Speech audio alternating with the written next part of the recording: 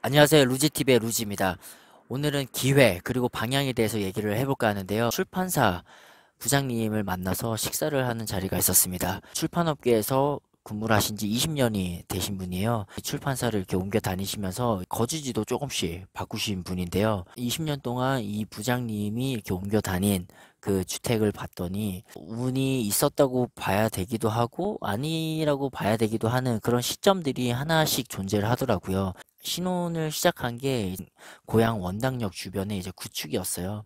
그래서 구축을 미리 갭 투자를 해서 신혼집을 마련해서 그쪽에서 거주를 하시다가 은평 뉴타운에 넘어가서 전세를 거주하시고, 그리고 이제 삼성지구에 분양을 받아서 그쪽으로 이사를 가시고, 그리고 지금은 고향 향동지구에 들어가서 거주를 하고 계십니다. 향동지구는 그 당시에 피가 2,600에 급매매로 잡으셨다고 하더라고요. 그래서 그 물건이 이제 뭐 피가 지금 한 2억에서 3억 정도 하시니까 어떻게 보면 마지막에는 좋은 결과가 온 거죠. 그래서 20년 동안 이 부장님이 이제 계속 사고 팔고 사고 팔고 하시면서 결국은 지금 이제 향동지구의 호반 한 채를 지고 계시는데, 지금 내게 여윳돈이 한 6천에서 5천 사이가 있는데 어떤 걸 해야 되는지 잘 모르겠다라고 이렇게 얘기를 하시더라고요. 그래서 제가 한 가지 얘기를 했죠.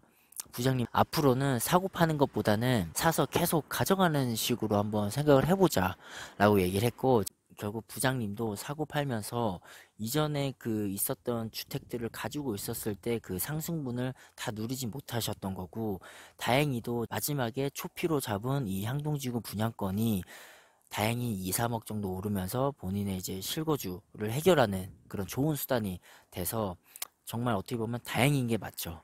근데 반대의 경우도 있을 수가 있습니다. 자꾸 사고 팔면서 안 좋은 케이스로 가는 경우도 굉장히 많은 거죠. 이미지 띄운 것처럼 부동산 카페에 올라온 글인데, 13년에 잠시 렐스를 매도하고, 그리고 일산 식사지구에 위시티 대형으로 들어가시고, 그리고 15년도에 반포에 대형 아파트를 매도하고, 그 매도한 돈으로 창원이나 이쪽 지방 쪽에 다 올인을 하셔가지고 결국 남은 거는 10억이라는 자산밖에 남지 않아서 이 상대적 박탈감에 정말 잠을 못 잔다는 그런 글인데요. 짧지만 굉장히 큰 교훈을 주는 글이라고 저는 생각을 해요. 사고 팔았을 때 좋은 쪽으로 가는 경우도 있지만 사고 팔면서 안 좋은 쪽으로 가는 경우도 분명히 있다는 거죠. 누가 샀다는 것은 반대로 누군가는 팔았다는 것이니까요. 이 산 사람은 당연히 이 효용을 잘 누려서 왔었을 거고, 반대로 매도했던 사람들은 실제로 손실을 보지 않았더라도 엄청난 손실을 본 것처럼 느끼는 그런 박탈감에 잠을 못 잘 수도 있는 상황이 올 수 있는 겁니다. 제가 부장님에게 그랬어요. 부장님, 앞으로는 자산을 살 때 사고 팔기보다 사서 계속 가져갈 수 있는 물건을 애초부터 사는 게 어떠냐. 다행히도 좋은 결과로 지금 실거주를 잘 마련하고 앞으로도 계속 좋아질 지역을 잘 잡아서 다행이지만, 반대로 지금 제가 얘기한 것처럼 이런 경우도 있을 수가 있으니 앞으로는 사서 모아가는 쪽으로 하자라고 제가 얘기를 했고, 저번에 만났을 때 그런 얘기를 했거든요. 그럼 어떻게 하면 되냐, 나에게 수중에 어느 정도 돈이 있는데 루진님 같으면 어떤 투자를 하는 게 좋을지에 대해서 한 번씩 물어봤어요. 이번에 식사를 하면서 제가 답을 준 게, 한 가지는 진짜 장기적으로 내가 묻어놓고 이 땅값 상승분을 계속 누려서 갈 수 있는 그런 곳이 있고, 두 번째는 비조정 지역 쪽에 이게 매수를 해서 뭐 중간에 팔고 나오는 경우도 있을 수도 있다. 그런데 저는 이제 전자를 좀 하셨으면 좋겠다라고 얘기한 거고요. 부장님도 저랑 얘기를 하다 보니까 이제 당연히 전자 쪽으로 가는 게 맞다고 생각을 하셔서 이쪽으로 한번 검토는 좀 해보실 것 같아요. 근데 물론 답은 없습니다.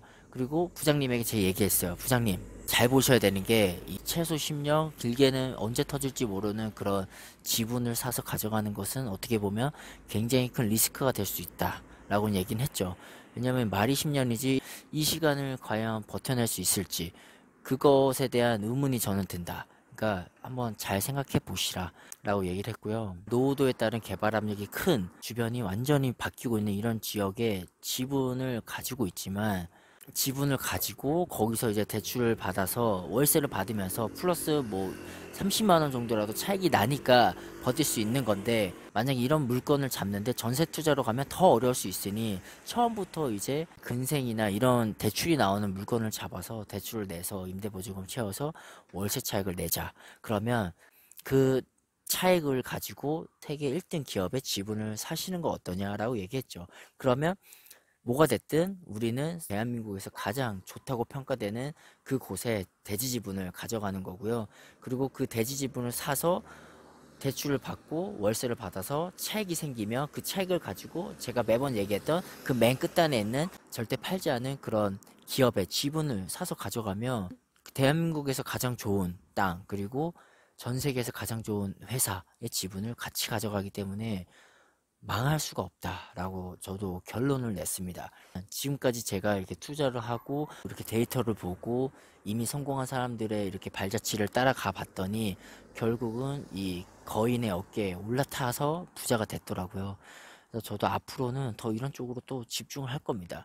그리고 이 집중할 때 필요한 게 대지 지분의 경우는 이제 지금까지 뭐 10년, 20년 동안 이 땅값이 얼마나 상승폭을 가져왔는지를 검토하는 거고, 이제 이 기업의 지분, 그리고 뭐 더 나아가서 배당 성장주면 이 배당 성장주가 얼마나 배당을 지속해서 줬고, 배당 성장한 퍼센트가 1년에 얼마나 정도 됐는지를 한번 비교해 보자. 라는 거죠. 두 가지만 잘 보면 여러분 부자가 될 수 있다고 저는 생각하고요.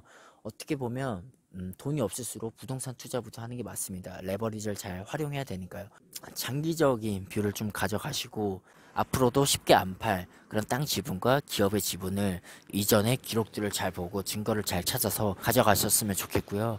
이왕이면 이제 부동산 투자부터 하시고 대출을 잘 내서 거기서 이제 플러스 월세 차익을 내고 그 월세 차익을 가지고 1등 주식이나 배당 성장주를 잘 사간다면 제가 봤을 때는 쉽게 망하지 않을 거라고 저는 생각을 합니다. 오늘도 뭐 주저주절 얘기를 많이 했지만 기회라는 거 그리고 방향을 잘 잡아야 된다는 거, 내가 실력이 없을수록 장기적인 비율을 가지고 간다면 그 부족한 실력을 잘 채워나갈 수 있을 거라고 보고요. 그 시작이 이제 거인의 어깨에 올라타는 그 1등을 추적하는 그런 활동이 되지 않을까 생각을 합니다.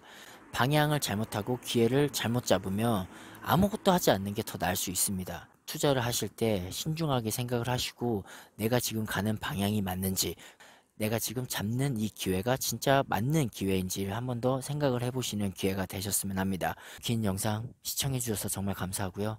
다음에 또 뵙겠습니다. 감사합니다.